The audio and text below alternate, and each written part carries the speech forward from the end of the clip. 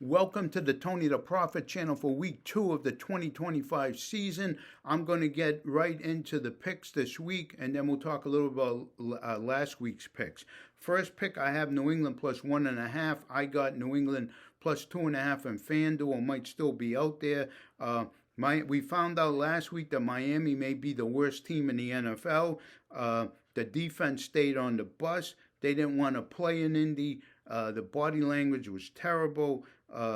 They let Danny Turnover, who we all know is not a great quarterback, look like Danny Marino. This team is in disarray. They had a players-only meeting this week. You usually get that much later in the season when things start going badly. Tyreek Hill has domestic problems, so that's a big distraction to this team. And McDaniel has kind of lost the team at this point.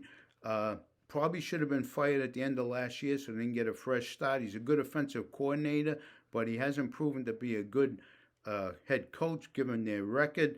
So I've got this. And Vrabel, with a New England team that didn't play as well as they expected, I think they're getting used to the Vrabel system. It gives him a chance to really beat up on them in practice. And Drake May, they kind of had training wheels on him. They didn't let him use the option plays that he usually does, and they ran Ramondre more. When you get the shiny new toy at running back, let the kid play. He's got more talent than Ramondre, who always gets hurt. So I have this one, New England 24-16, and we'll move on to the next game. And going back to Denver, only minus 1.5.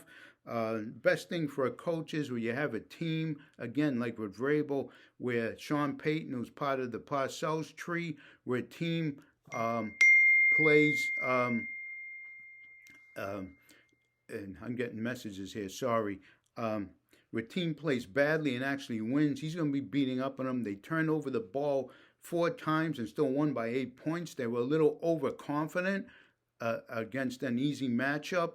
And again, they're rusty from the preseason, not playing guys. So I'm sure Danny Turner will be running from his life. Denver's the number 1 defense, number 1 in yards allowed per play, 2.4 yards per play. Number 1 in third down percent, 14.39% completion on third down. That means 85% of the time they don't do it. It's 6 sacks, 14 quarterbacks hits. That's 20 hits on the quarterback. Good luck, Danny Turnover, running for your life.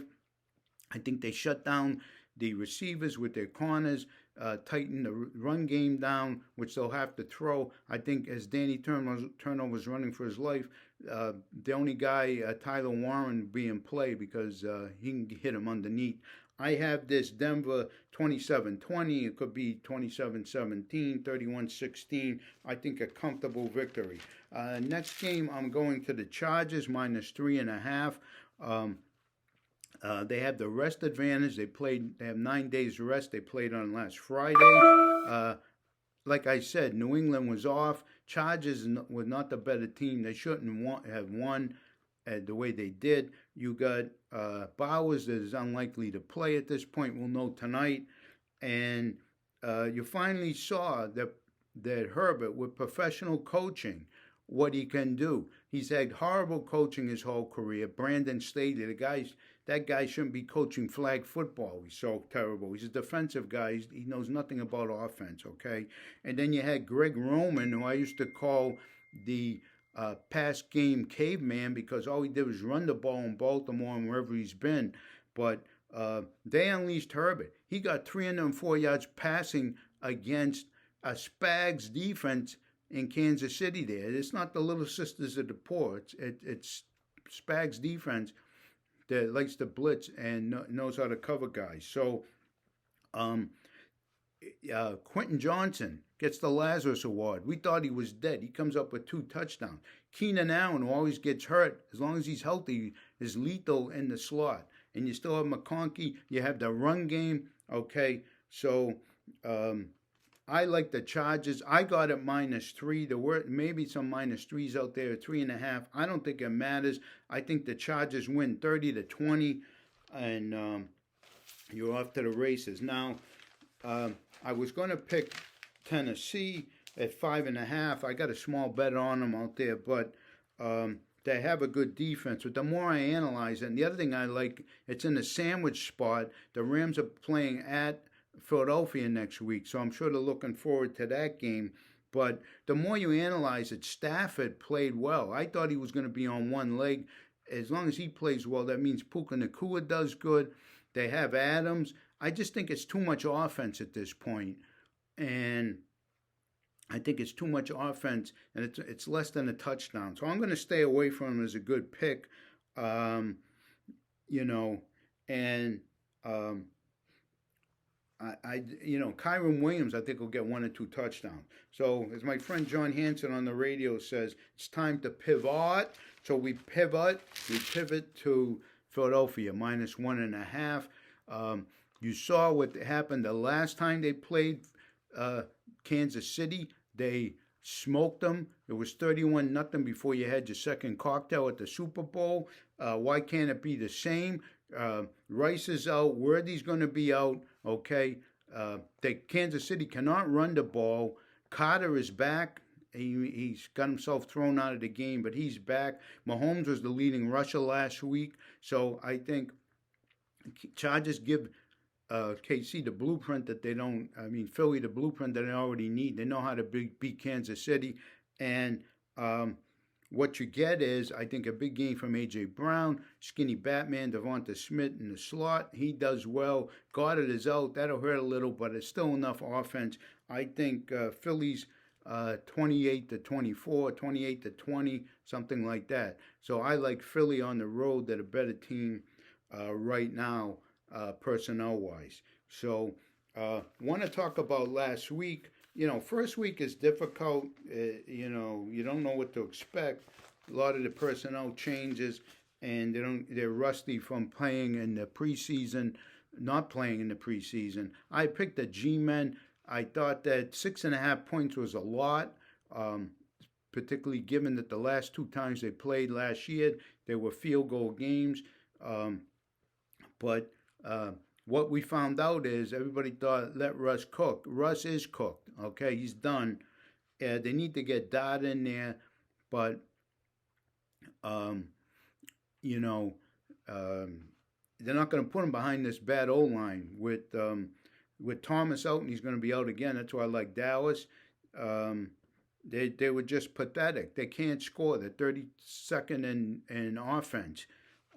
They couldn't score last year with the crap quarterbacks, and they can't score this year. So that was a mistake, but that's how we learn. But Andrew Thomas out, you pick against the Giants. Dallas should cover easily. CD and Dak always smoke them.